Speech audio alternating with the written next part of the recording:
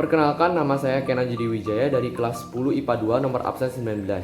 Hari ini saya akan menjelaskan tentang permasalahan kelangkaan barang atau jasa yang terjadi di Indonesia akibat pandemi COVID-19 ini, serta dengan faktor-faktor penyebabnya dan juga solusi apa yang ditawarkan pemerintah untuk mencegah hal tersebut terjadi.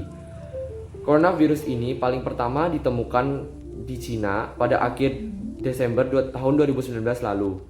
Karena banyak orang yang belum mengetahui tentang virus ini, mulailah terjadi penyebaran karena mereka tidak menjaga jarak dan tidak menggunakan masker.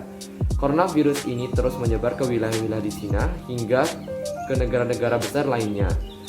Dan pada saat bulan Maret lalu, tepatnya pada tanggal 2 Maret 2020, diumumkan bahwa ada 2 orang yang terjangkit virus corona di Indonesia. Dan itulah awal mula penyebaran virus corona di Indonesia. Virus corona ini mempunyai banyak dampak terhadap dunia, dan dampak yang paling parah adalah terjadinya penurunan ekonomi yang sangat drastis di seluruh dunia. Banyak industri-industri, pabrik-pabrik yang mengalami kebangkrutan akibat pandemi ini.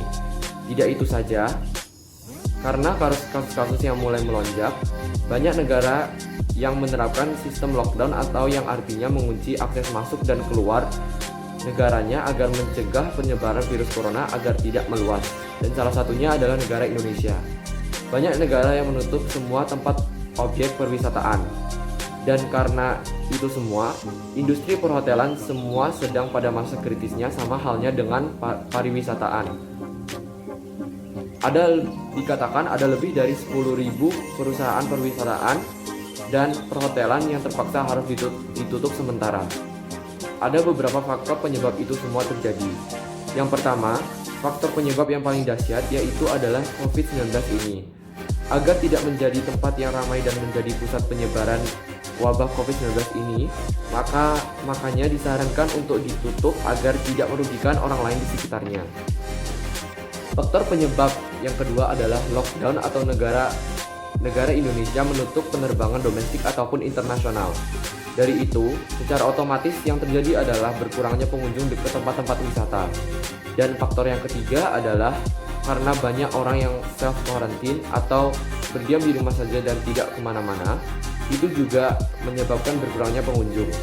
Karena faktor-faktor itu semua, banyak industri pariwisata dan perhotelan memilih untuk tutup sementara daripada buka dan mengalami kerugian.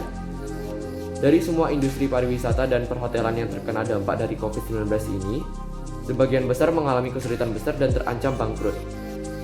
Oleh karena itu, banyak solusi yang ditawarkan pemerintah untuk mencegah terjadinya kerugian dan kebangkrutan industri-industri tersebut.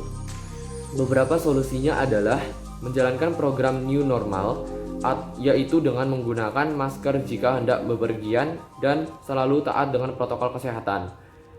Salah satu solusinya lagi adalah dengan mempercepat pembukaan objek wisata lokal dan penerbangan domestik.